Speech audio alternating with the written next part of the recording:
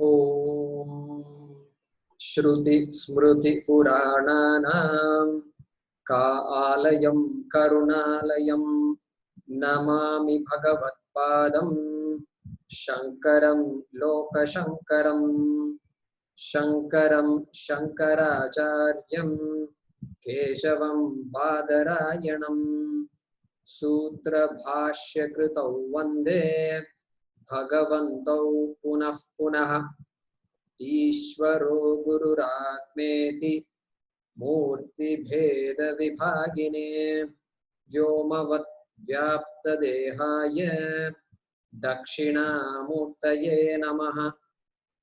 सदाशिवसमारम्भां शङ्कराचार्यमध्यमाम् अस्मदाचार्यपर्यन्तां वन्दे गुरुपरम्पराम्। ॐ सहना भवतु सहनौ भुनक्तु सह वीर्यं करवावहै तेजस्विनावधीतमस्तु मा विद्विषावहै।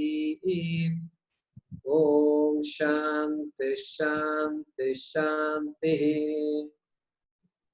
ॐ पार्थाय प्रतिबोधितां भगवता नारायणेन स्वयं व्यासेन ग्रथितां पुराणमुनिना मध्ये महाभारतम् अद्वैतामृषवर्षिणीं भगवतीम् अष्टादशाध्यायिनीम् अम्ब त्वामनुसन्दधामि भगवद्गीते भवद्वेषिणी।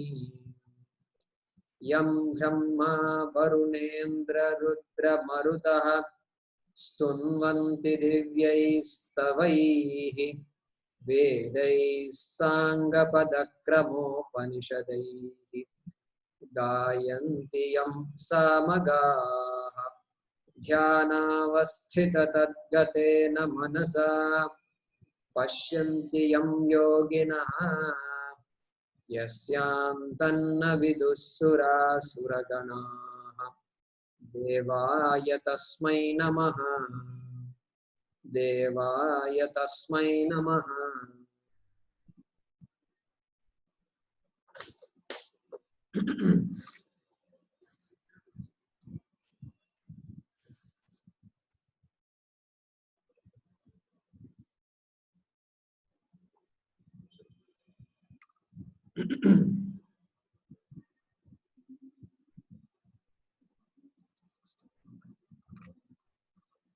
All right, so Sharada, unmuting yourself.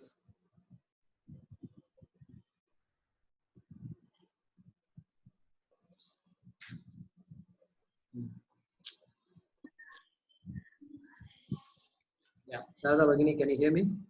Yeah, I'm able to. Chanting the 16th shloka. 16th shloka. Okay. नासतो विद्यते भावः नासतो विद्यते भावः नाभावो विद्यते सतः नाभावो विद्यते सतः उभयोरपि दृष्टोऽन्तः उभयोरपि दृष्टोऽन्तः त्वनयोस्तत्त्वदर्शिभिः तनयोस्तत्त्वदर्शिभिः. Yeah.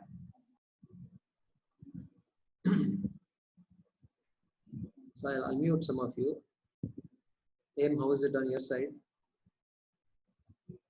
Sri Vidya unmuted. Mohan Sai Krishna, I don't know how it is. Yeah, I think it's okay on my side. It's okay? All right. Yeah. Remain unmuted. And, okay.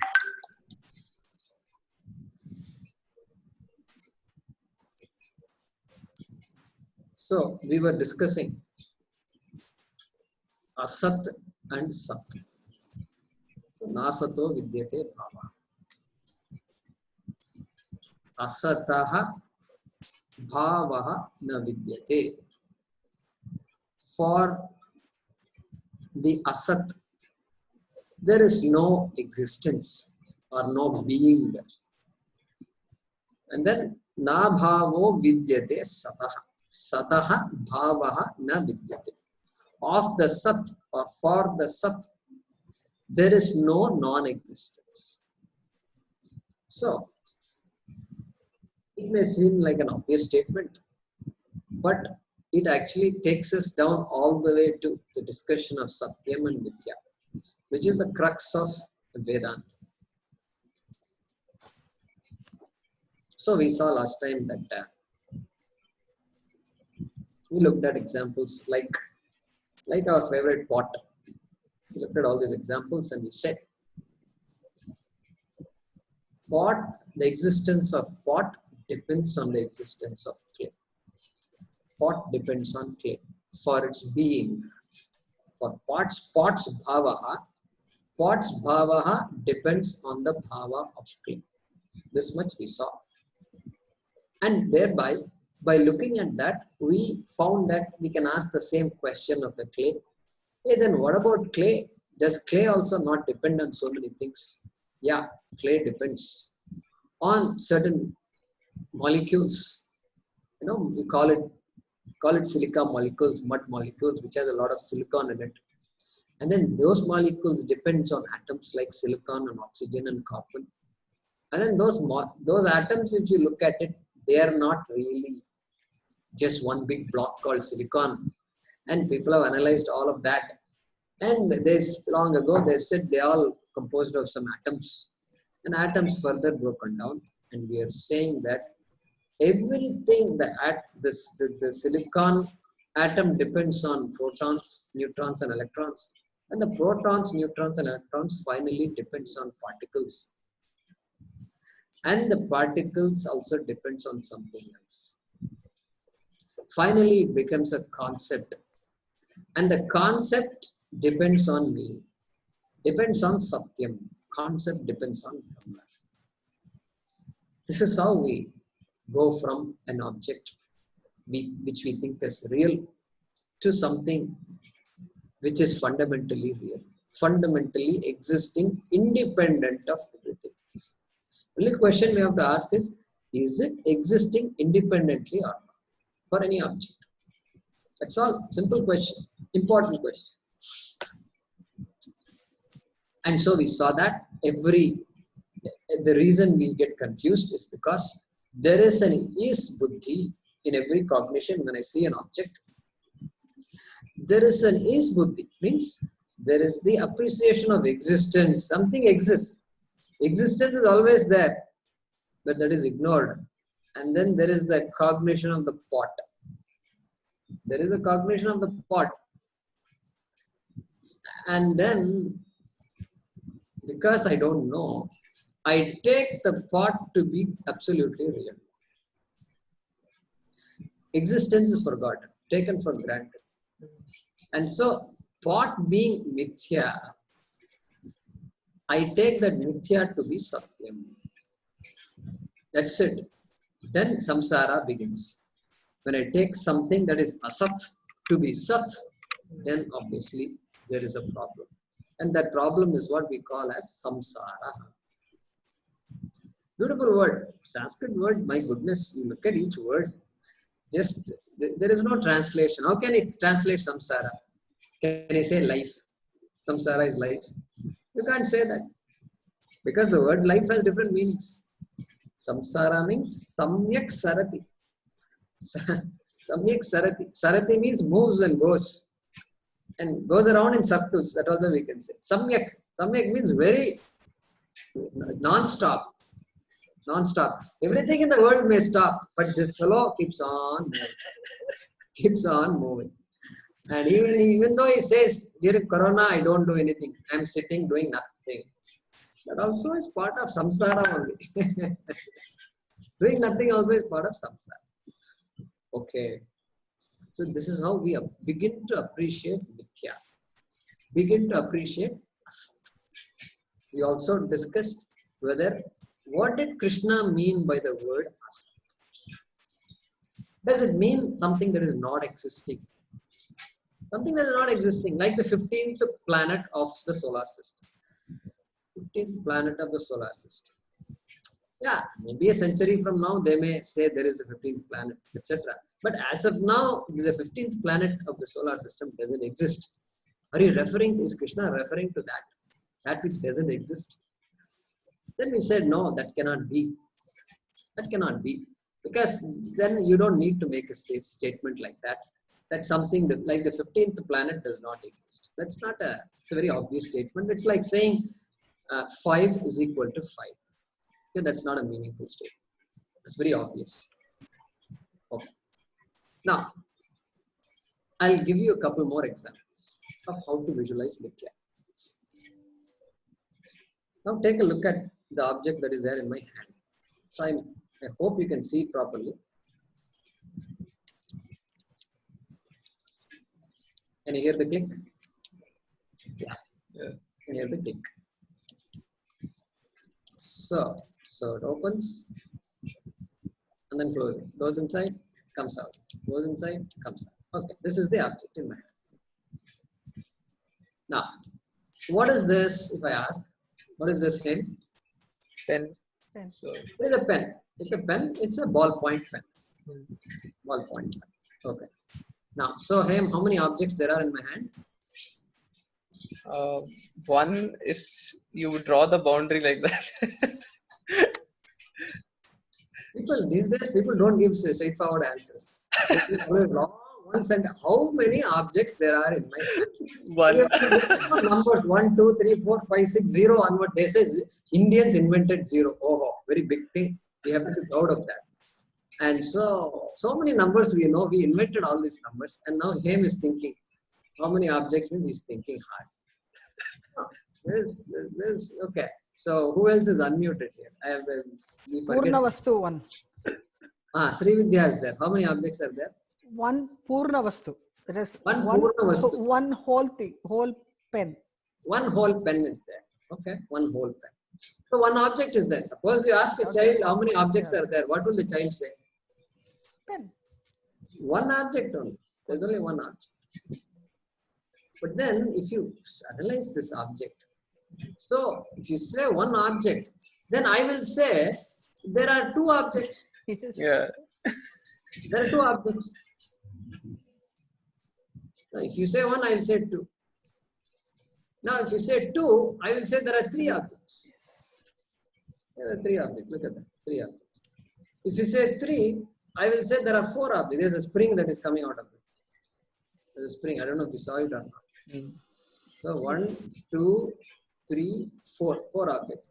And something else fell down also. Before I could catch it, it fell down. The fifth object is there. Now tell me, now how many objects? I can see only three objects. Now how many objects? I can see only two objects. Now how many objects? One. Only one object. Here's the question. How can the same object appear as one object, two objects, three objects? How is it possible? No, that's possible because there are many objects in this, but they have put it together, so it makes it appear as one object. Now, is this the way you analyzed objects? When you started counting and objects and all that, is this the way you did? You go to the store and say, I want a pen. He just throws many boxes. These days, it's hard to choose a pen. And you go there you say, I'll be back in 5 minutes. And half an hour later, you're still looking at all these pens. Because he's showing so many varieties.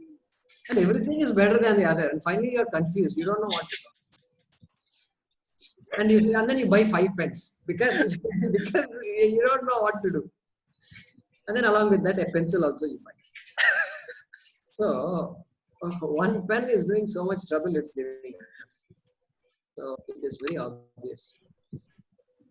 We are not really clear. We have to say, ifs and buts we have to say. It is one object, if you, as Hem said, you put a boundary around this. And if the objects are arranged in a particular manner, okay, let's add that. arranged in a particular manner. Like these objects are finely arranged. They manufacture it so well that you can almost not see the boundaries of those individual objects. So there are 5 objects. I can remove the ball and the thing pin from the barrel, and then that becomes 2 objects. Then the ball can be removed. Then the ink can be removed from the barrel. Like this, there are so many things. But somehow, if everything comes together in a particular way and shape, then it makes you believe that this is a solid one object. Correct? How beautiful it is. Solid one object. And there's no doubt there is only one object. But a simple analysis shows you really can't say how many objects there are in this. So for a simple thing like a pen, we are not clear how many objects. The word object then itself is arbitrary. You and I decide there is one pen. Okay, fine. You decide there is one pen. You are happy with it. I am happy with it. I pay you some money. You give me one pen and I buy it from.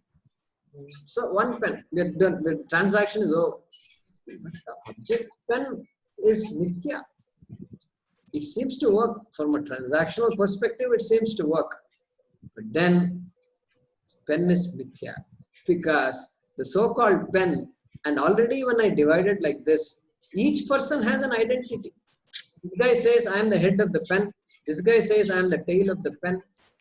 And this guy says I am the refill. This guy says I am the spring. And everybody has their identity. And they are not willing to give up their identity. Even if I put all of them together, each of them have their identity. The spring doesn't give up its identity.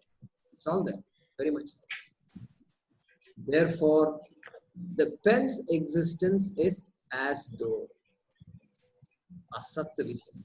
Asat doesn't mean not existing. Asat means existing depending on so many other things, depending on something else. That is enough. That part is understood, then Vedanta is just a cakewalk. Okay. Now, last time, there was this question about sound, etc. So let's analyze sound a little. So you're hearing all these words from me. So you're all patiently sitting and listening for 1 hour. All this talk about Satyam and Mithya and all that. And you're supposed to be following it also. Now I ask you a question. What am I talking, if I ask? You might say I'm talking Vedanta. In what language am I talking? Oh, you're talking in the language called English. And this language is made up of, the words are coming up in the form of sentences. Each sentence is made up of words. And the words are made up of some sound bites.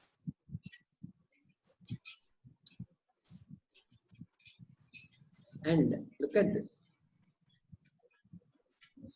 If this is being recorded and put on YouTube, and one of you who is absent is going to come and listen to it. And when they listen to it, the same sounds are coming. The same sound that you're listening right now, exactly same sound is going to come out of that video. Okay? Even though I am not there at all, the real me is not there, the same electronic sound is coming. That sound is the same thing, and the sound you're hearing now is also the same thing. And you ask a sound specialist, you ask a physicist or a mechanical engineer who's worked on audio, audio mechanics, etc. They will tell you it's all a bunch of waves. And even you can see these days that if you open up your software and they show all these sound bites, all these waves they show. And when you raise your voice, it just goes up, the pitch goes up, it goes up, comes down, silence, silence. So what does it tell you? What's coming out of me is just noise. Just a bunch of vocal cords are just vibrating. and which is just being recorded. And the recording can be played, and you say that you understand it.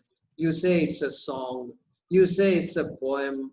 You say it's in Marathi. You say it's a abhang of Bhimsen Joshi. Everything you say, all from this bits and bytes.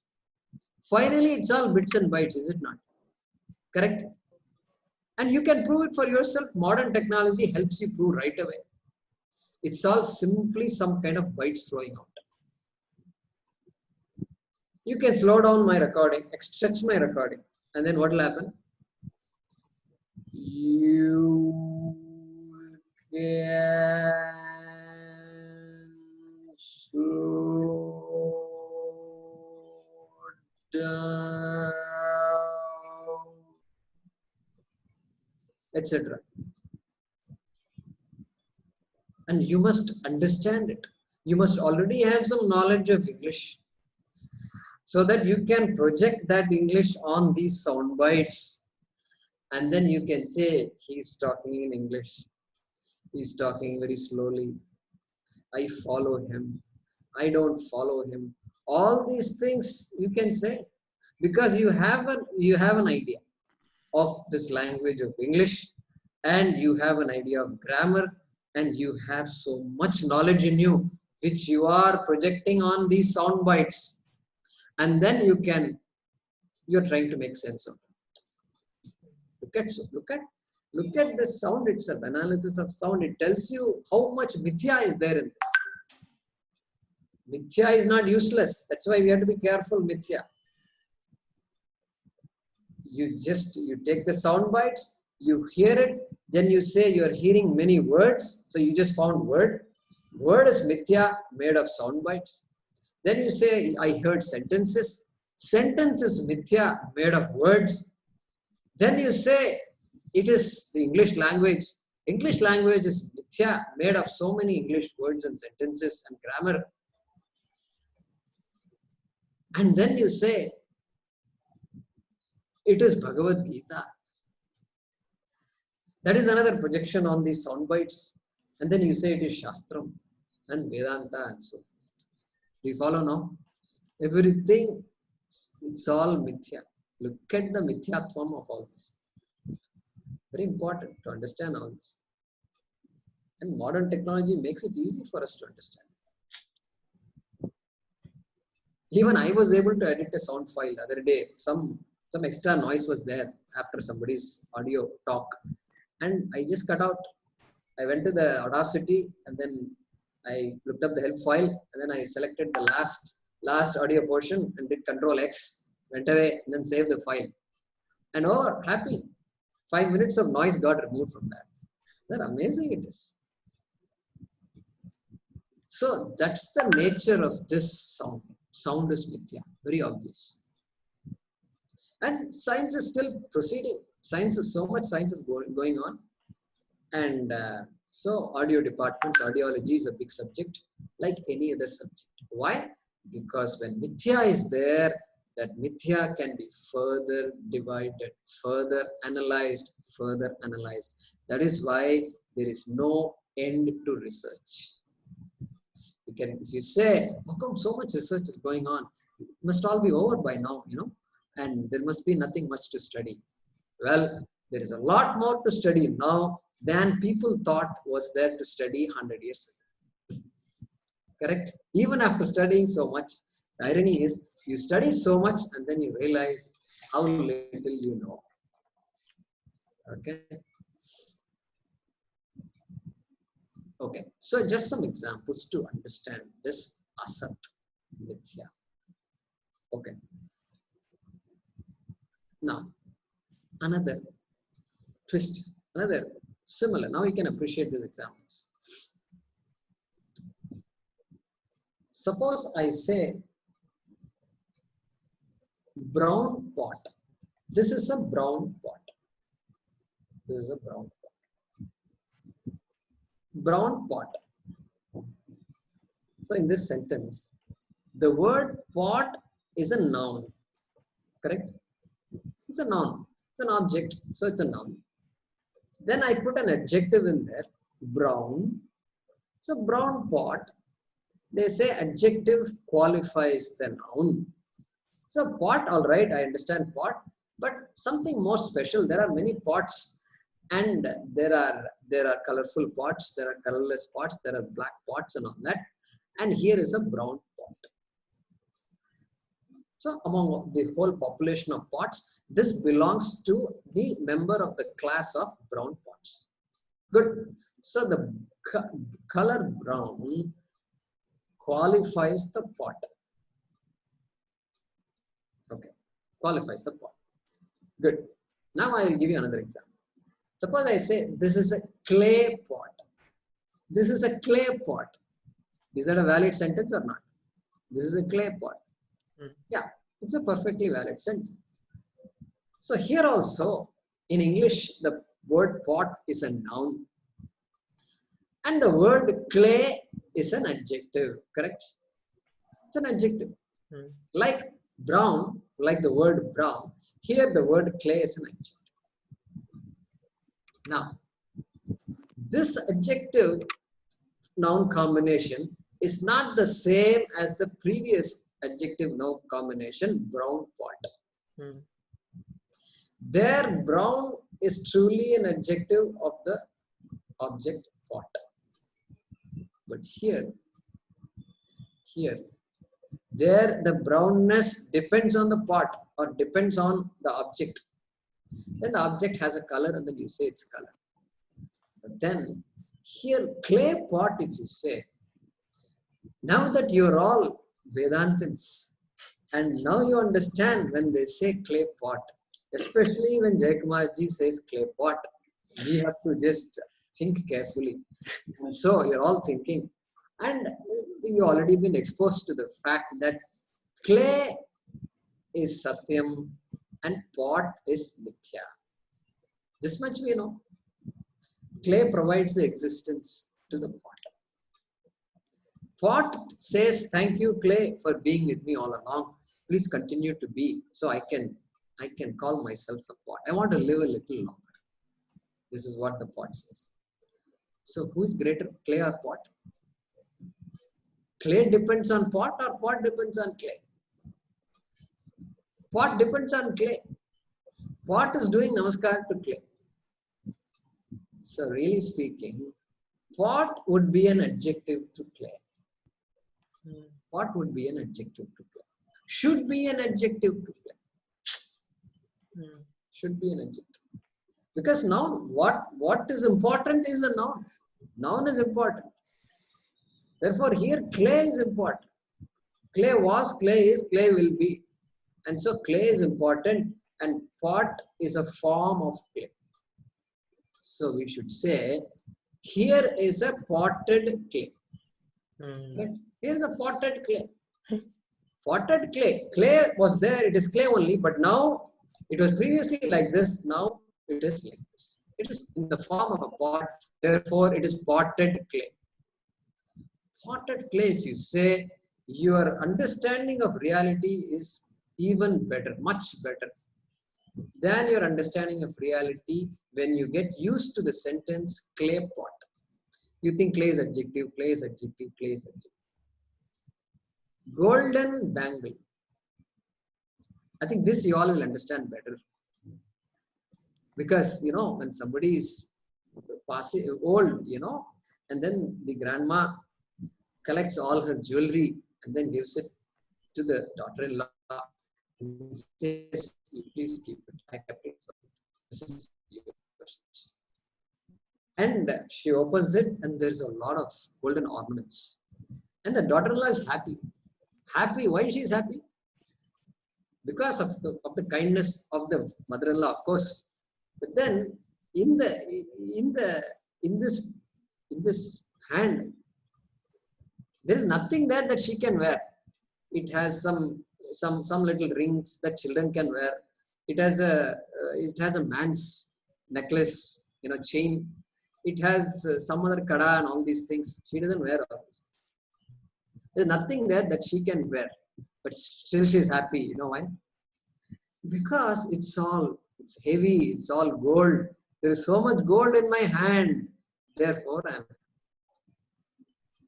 So golden bangle, if you say, that gold is the one that is really providing its reality to the bangle. So you should actually call it what? Bangled Something gold. else. Hey, what was that? Bangled gold. Call it bangled gold. Bangled gold. Bangled gold. Whichever way you want to use it. Whichever English word suits you. Where is the bangled gold? Show me the bangled gold. Of course, if you say that, if you go to the store and say that, they will wonder what happened to this guy.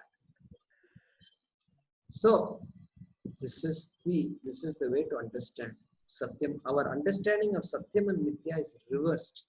Do you follow now? It's reversed. What is Satyam is not recognized. What is Mithya is taken to be Satyam. This is the reason for confusion and error, and therefore when an error is there, error causes samsara. This is the idea of Vedanta. So finally, that existence is there, which we are appreciating, and every object is in a way sustained by that existence, and it is in the form of a pot, is in the form of a bangle. This is how we need to understand it. So last time we saw Sad Buddhi, is Buddhi or Sat Buddhi, and then Pot Buddhi or Object Buddhi. These two things are going along with each other, and we have to separate them. We have to separate them. Okay. Now,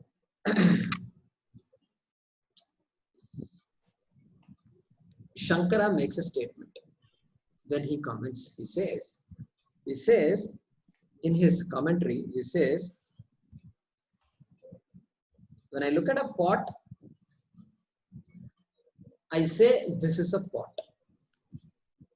He says the object of this thought, the pot thought, which is this object right here that I'm holding in my hand, and he says that object is Asat because it is always changing. It's always changing. Always changing means the pot also is changing. The pot, of course, is changing. And then my idea of pot also constantly changes. Thought also changes.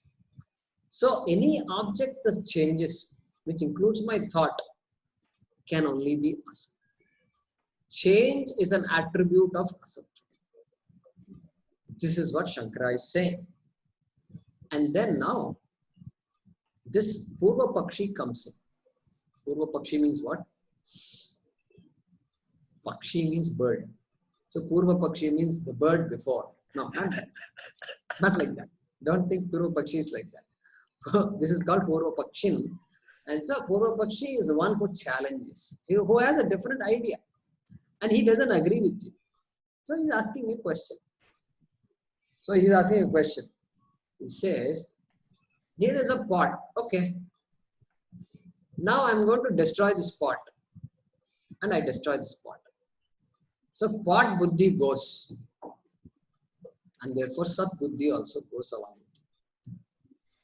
Sat Buddhi goes. Pot Buddhi goes. And Is Buddhi also goes. That is his claim. He's just giving a mini challenge. And then Shankara says, wait a minute. Pot buddhi is, Sat Buddhi is. You're saying the pot is destroyed? Okay. Pot is destroyed. I'm going to say it differently. Destroyed pot is. Destroyed pot is. So the Is Buddhi is always there. Now instead of pot buddhi, I have what? Destroyed pot buddhi. Destroyed pot buddhi means the idea, the cognition that the pot is destroyed. Pot is destroyed. So Is Buddhi is still there. The appreciation of Is existence is still there. So therefore I will not agree with you that when the pot is destroyed, Satyam is destroyed. When pot Buddhi is gone, then his buddhi is gone. I cannot agree with you. Okay, you follow that? So his buddhi is there. Existence buddhi is there, and it joins with this destroyed pot. Broken pot, it can join with a broken pot also. This is how Shankara responds. If in this argument, if you say no, the Satyam is gone and pot is broken, then we will end up with what this French philosopher René Descartes. This is what he said. So before his final days, I think he was saying, I think, therefore I am. I think, therefore I am. Therefore I exist. Which means what? Thinking is Satyam. I exist is mithya. I think, therefore I am. So here Swamiji makes a little joke out of this. He said René went to the cafe. So we must assume this is in France because he was a French guy. And so these French people have long tea breaks, coffee breaks. They drink big pots of coffee. Their lunchtime is from 2 to 4. And so just when you are leaving office, they actually come to office. And so the lady asks him, Sir, would you like to have a cup of coffee? And René said, I don't think so. I don't think so. Then what happened? René Descartes disappeared. He disappeared, vanished. Why he vanished? Because I don't think so. No, I don't think. I think, therefore I am. If I don't think, what happens? I'm not there. I don't exist. Therefore he disappeared. And I'm not sure what René later on said. I think he may have changed his position. I need to check that. So we don't say I think, therefore I am. We say I am, therefore I think. Thinking is possible because existence is. Sat is, then everything else happens. Okay.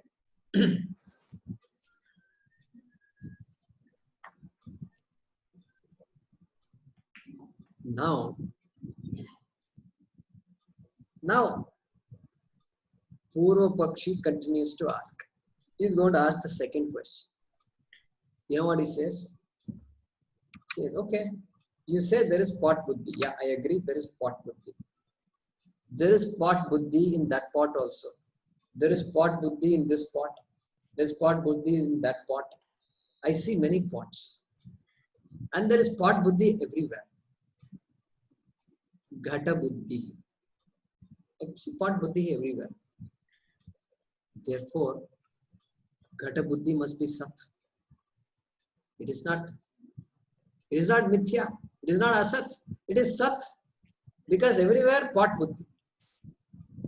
Everywhere pot buddhi, he says. And to that Shankara replies, yeah, every pot will have pot buddhi only.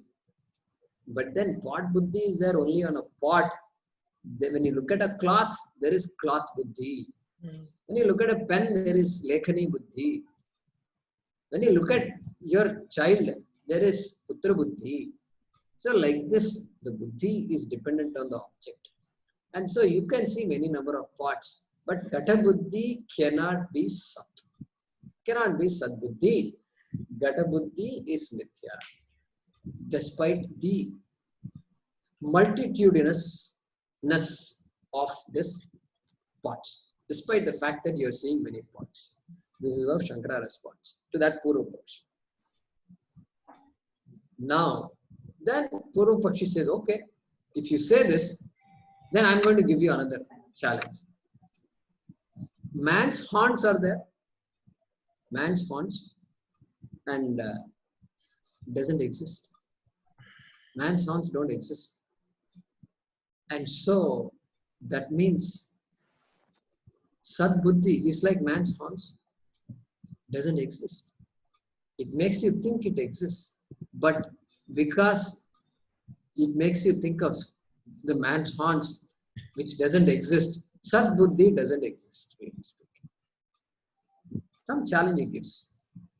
Then again, here Shankara gives the similar argument to the first one. He says, you have an idea of man's horns, and man's horns don't exist. So I will say, man's horn, no man's horns exist. No man's horns exist. So there also existence is required. Existence, buddhi is required to say there are no man's horns. Man's horns is tuchham. See that, tuchham. Bring back that word. Like that he says. Then Purva Pakshi comes and gives another challenge. Gives another challenge. He says, look my dear, fine, I may agree with you on that. But this Satyam and Mithya are really two different orders of reality. Correct? Two different orders of reality. Mithya always depends on something else. But Satyam doesn't depend on anything else. So that's a different, completely different thing. How can one join the other? How can two different objects belonging to two different orders of reality, how can they join each other? Like what? You see your face in the mirror. You see your face in the mirror. Now somebody wants to, or you look at this object in the mirror and you want to, so compassionate, you want to give breakfast to this image that is there in the mirror. And so you take a spoon of oatmeal or oats, whatever, and then push it into that face. Can you do that? Even though the face is visible and it's a reflection and you can push as much as you want. But this real spoon, these real oats cannot really feed the mouth that is there reflecting on the mirror or showing in the mirror as an image. He gives that example. And therefore, these two things cannot join. This oatmeal and that mouth cannot really join each other. So this mithya and satyam are like that. How they can join? Then Shankara says, satyam can join anything. He gives the example of a mirage. Marichi in Sanskrit. Maricha, mirage. You walk in a hot day, you walk. And then out there, you see far away, you see water. You see a water that doesn't exist.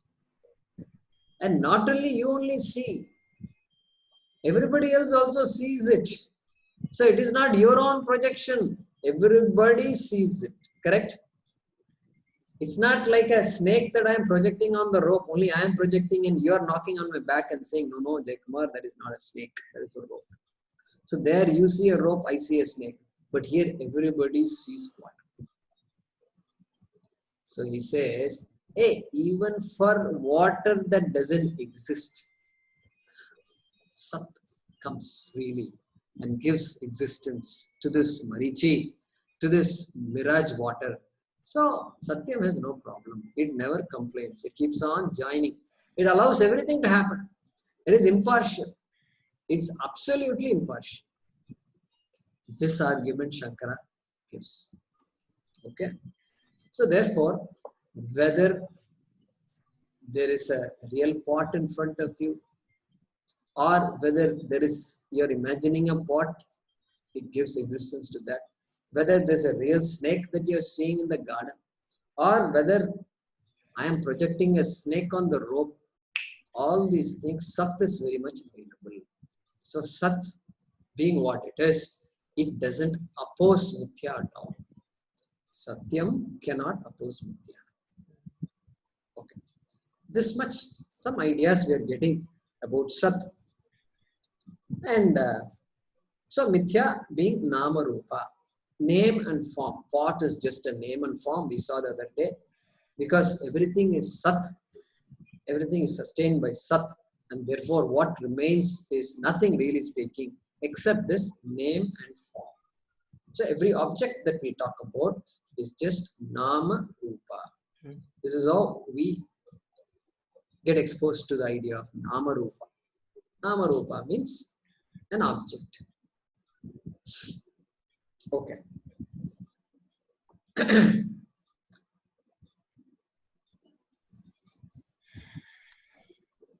So therefore, this Sat Buddhi,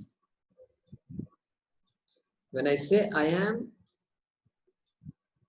Sat Buddhi is, Sat is, I am, I exist. I exist. You cannot say I don't exist. You cannot even say it. Because existence is. You can't say it. You can't say I have freedom and I will say I don't exist.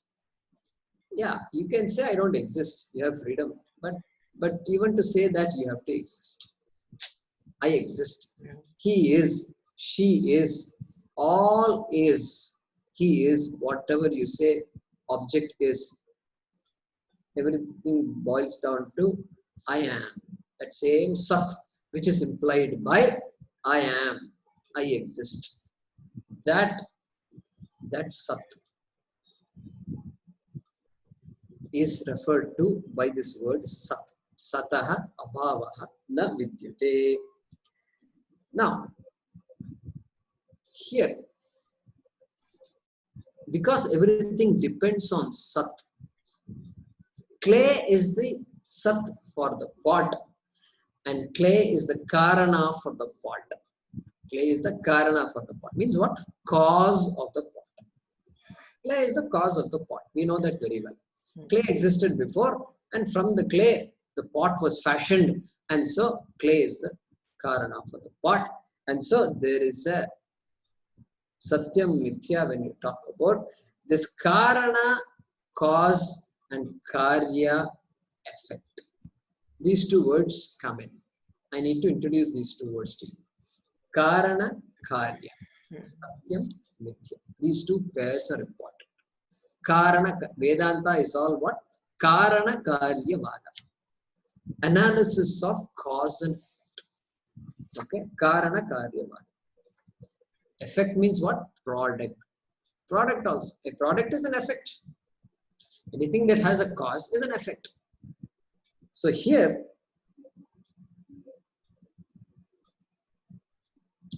so this Satyam that we have been talking about, on which the pot depends, on which the cloth depends on which the tree depends on which the body depends on, everything depends on the Sat. And what about Satyam? Does it not depend on something else? Last time there was a question in the Sats. The easiness, what is the cause of that easiness? Shiva asked that question.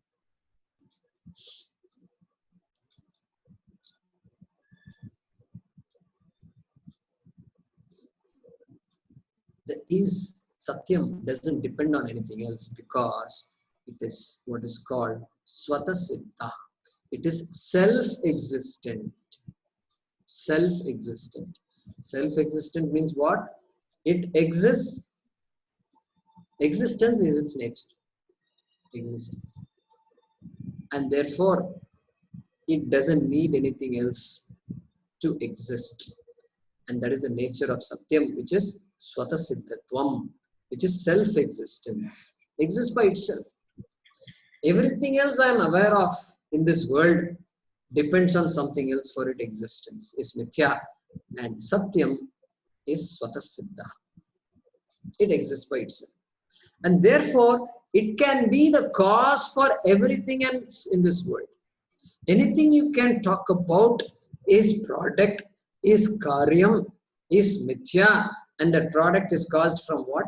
The karanam, which is Satyam. Self-existent Satyam. Correct? Karana, self-existent Satyam, and karyam, a product which depends on that self-existence. So Karana Karya Vada is important And some of our texts will use the Karana Karya Vada, as they call it, to unfold the vision of Vedanta. And why are we saying this? Because Shankara says that. He says in his Bhashyam, Yat Karyam Tat Mithya. Quietly he makes a sentence. Yat Karyam Tat Mithya. So some of your Sanskrit students, when you study the Bhashyam, you will see that. Yat Karyam, that which is a product, is Mithya. And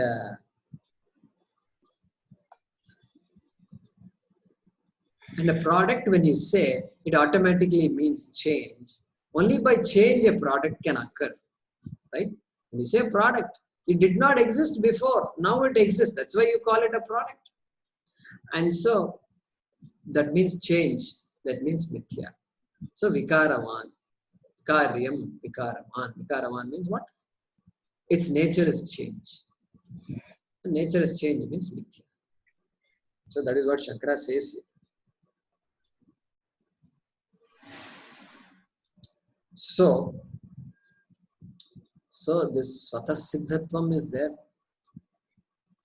That which always exists cannot have, that Sat cannot have non-existence. Sataha abhavaha na vidyate. That which always exists and gives its existence to every product, every karyam, cannot have non-existence. Sataha abhavaha na vidyate. And everything else is Sat, Asat. Excuse me. Everything else is Asat. And what about Asat? Because it depends on this self-existent Sat. What existence can Asat claim to have? Krishna says, Asataha bhavaha na vidyate. Asat cannot claim any existence. At best, you can say it has dependent existence. That's all. Borrowed existence. Borrowed money. So this Corona, the people are borrowing money because they couldn't. And these money lenders are making hay right now and fleecing all these poor people because no money and to buy food. Unless some Ramakrishna mission or somebody goes and gives food. Yesterday somebody called me and they said they came to the camp, Ramakrishna mission came and with a big truckload of food and they gave tokens to everybody and then gave food. So unless something like this happens, there are people who just cannot survive, have to borrow. And so like this Asat borrows constantly from Sat, and therefore Asataha bhavaha na vidyate. There is no real existence. There is only dependent existence for Asat. Now, what else he says in the shloka? He says, what is it? Ubayoho.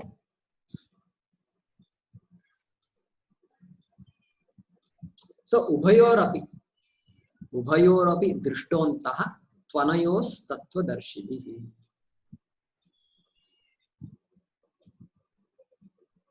So, how do you make sense out of this sentence? Anayoho ubayoho antaha. Antaha is truth. The truth of these two, anayoho, ubayoho means these two, of these two. Of these two means which these two? Asat and Asat, Sat, of those two, anayoho, ubayoho, antaha, drishtaha, is seen. Drishtaha is seen. Seen by whom? Tattvadarshibhihi.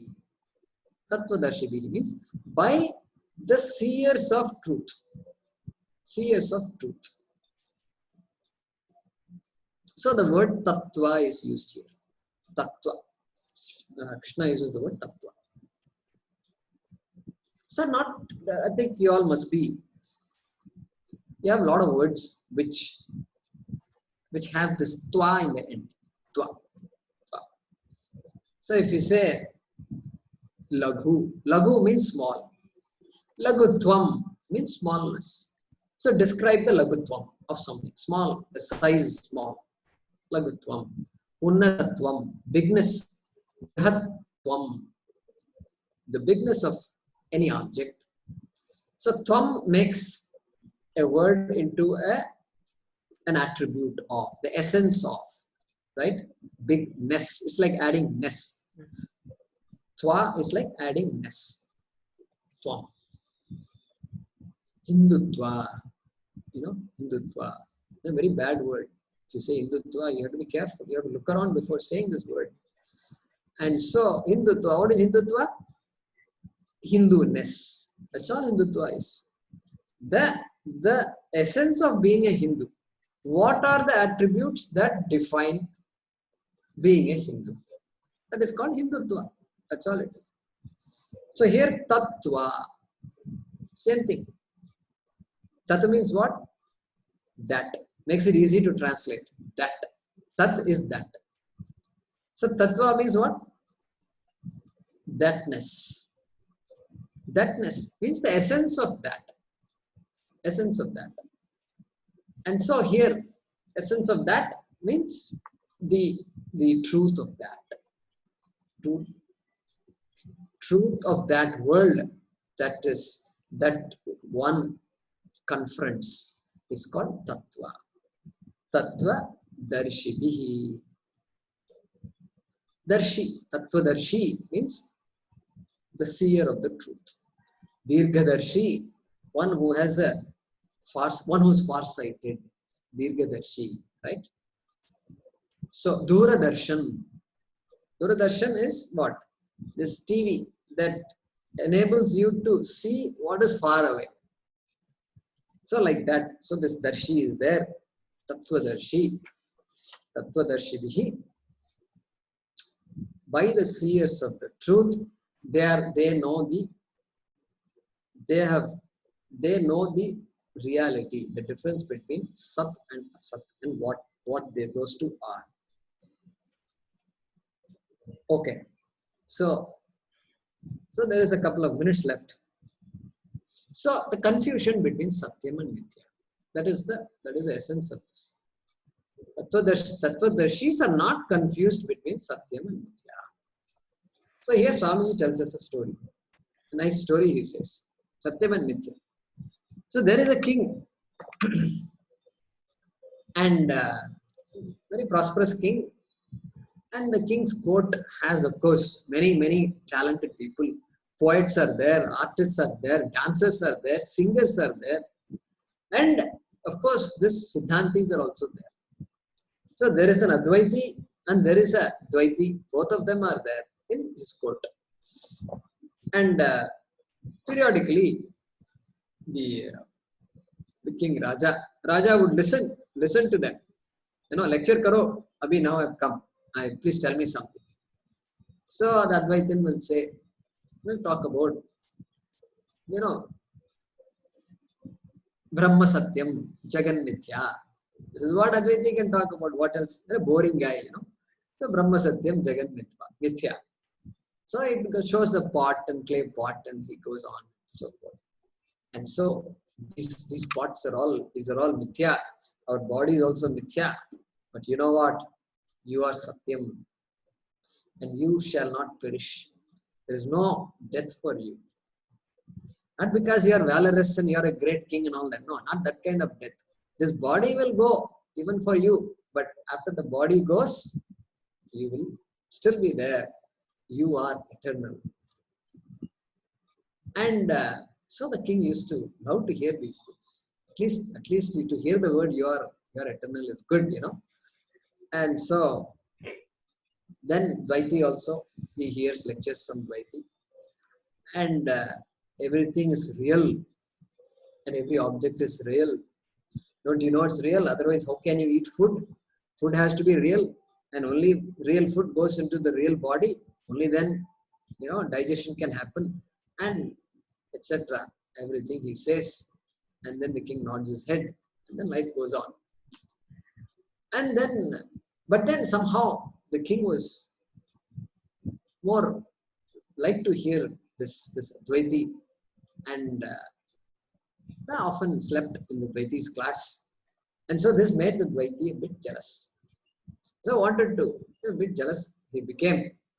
And once what happened, they went on a pilgrimage.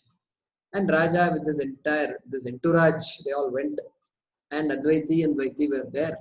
And so they were going around. And suddenly at one point in the forest, they saw a mad elephant. And Advaiti saw it also. And Advaiti said, Maharaja, this Madam Pudicha Yana, mad elephant is there. And let's run. And just Advaiti took off. And many people also ran. Because here, they tried to, some of them were shooting the elephant. But even an elephant, short elephant can still run and trample you. And so people ran. Then, and afterwards all over. And then they camped for the night. And the Dvaiti comes to the king and says, Maharaj, kya baat hai? You know what happened today? What happened today? I know this elephant came and then we all ran away and all that. Yeah, I remember that. Did you see this Advaiti? You know what he did? What did he do? Yeah, he was the one who told us to run. Yeah, he told us to run. And he ran fast. He was the first guy to run. Yeah, he did a pretty good job. I thought he ran quite well. And so we should thank him. No, Maharaj, you didn't understand what I'm saying. Didn't he say everything is mithya? Elephant is mithya. Mad elephant also must be mithya only. Can't be satyam. Mad elephant is not satyam. It is mithya. Then why he should run? If mad elephant is mithya, why should he run? King thought, yeah, why should he run? Elephant is mithya. Why he should run then? Then next day, he called the Advaiti also and said, so, hey Bhagavan, I want to talk to you. There's no respect is always there. So yesterday, what happened? This thing happened. So elephant is mithya. Yes, elephant is mithya. Then why did you run?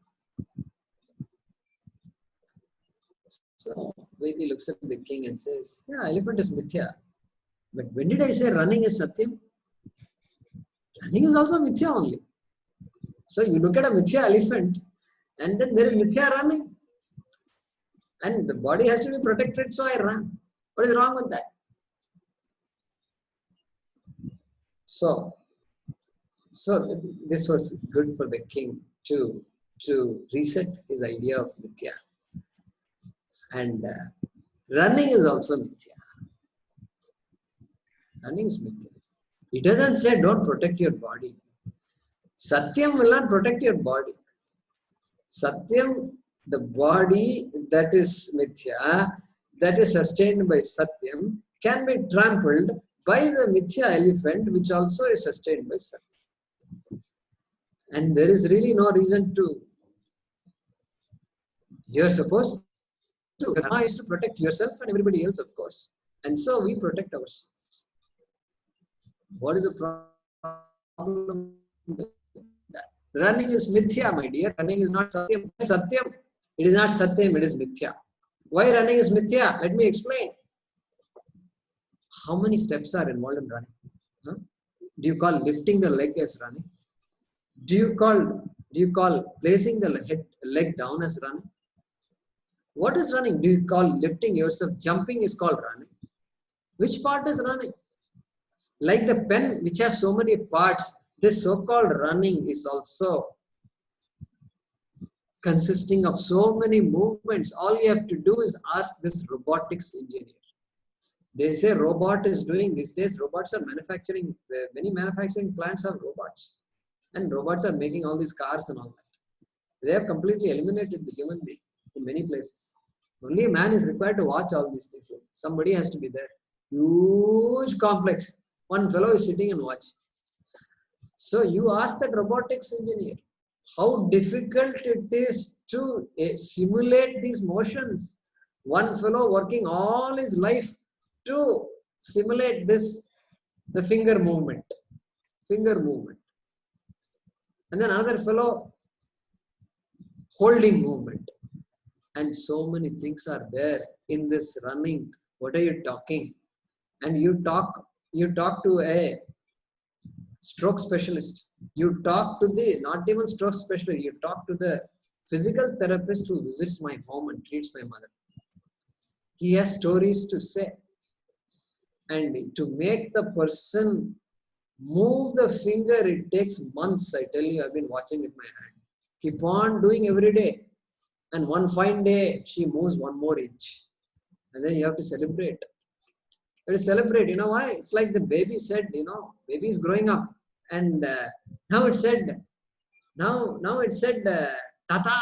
It said very well, and there's a joy. My baby spoke 2 more words today. Like this. This running is complicated. It's made up of too many things. So there is no such thing, running independently existing from other movements and other parts. There are so many things that go into making running. So running is mithya. So this kind of lecture the king had to put up, so that's the story that helps us understand a little about Satyam and Mithya, and why we confuse Mithya with Satyam, and Satyam is not understood. And so with that story, we can end today's class. So what we studied today was, we mainly looked at Satyam and Mithya, and we gave an example of how the Purva Pakshi interacts with the Siddhanti. This is how it works. When they say Purva Paksha Siddhanta, this is what they mean. Siddhanta means the one who is presenting a vision. That person is called a Siddhanti. Purva Pakshi means one who says, I don't agree with you. I don't agree with you. This is why I don't agree with you. How do you explain this? How do you explain this new situation I'm going to present? That fellow is called Purva Pakshi. And so Siddhanti has to find the flaw in the thinking of the Purva Pakshi. This is called Purva Paksha Siddhanta. And Shankara will constantly do this. We may not cover all those things in this course, but whenever the opportunity arises, he will say it. He will go on a big series of Q&A. He simulates the Purva Pakshi. He becomes a Purva Pakshi, then he becomes a Siddhanta. Then he becomes a Purva Pakshi, then he becomes a Siddhanta. Correct? So that's what we saw today. So we will conclude today's session with that. Om Purnamadah Purnamidam Purnat Purnamudachyate Purnasya Purnamadaya Purnameva Vashishyate. Om Shanti Shanti Shanti. Harihi Om Shri Gurubhyo Namaha. Harihi Om.